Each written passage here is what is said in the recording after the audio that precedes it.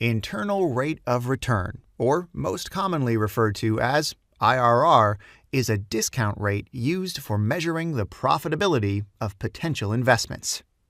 The effective rate of return makes the net present value of all cash flows from an investment equal to zero. Pay close attention to the fact that all cash flows must be included in the calculation of IRR, positive and negative ones. Let's use the example we saw in our previous lecture to illustrate IRR and how it can be applied. I will directly use Excel's IRR function. To do that, I will select the values for all cash flows in our investment and will press Enter.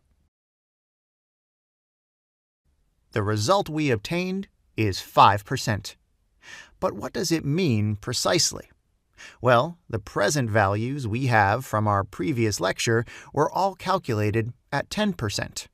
IRR calculates the rate I would have had if the NPV was equal to 0, if the sum of the present values for the periods from 1 to 5 was equal to the initial investment, in this case, 500.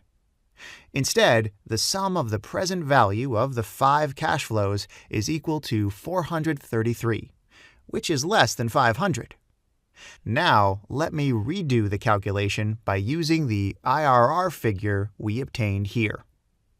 Okay, the structure of the formula is the same, discounting a cash flow value at 1 plus the internal rate of return to the power of the number of the period.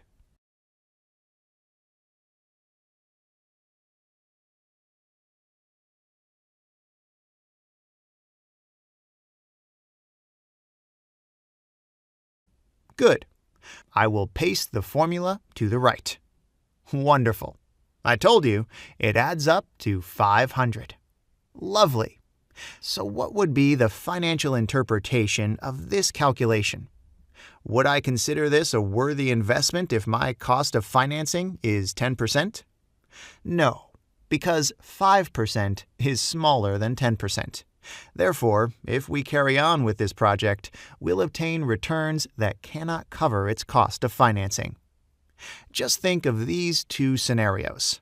I can go to a bank and invest my money at 10%, or I can invest my money here at 5%. Evidently, I will make more from investing my money in the bank. So, if I invest here, I will practically lose money.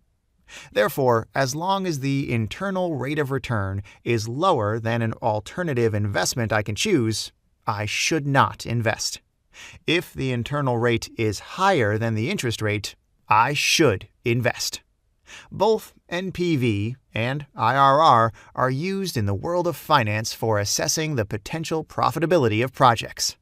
Often, practitioners calculate both NPV and IRR before making a decision.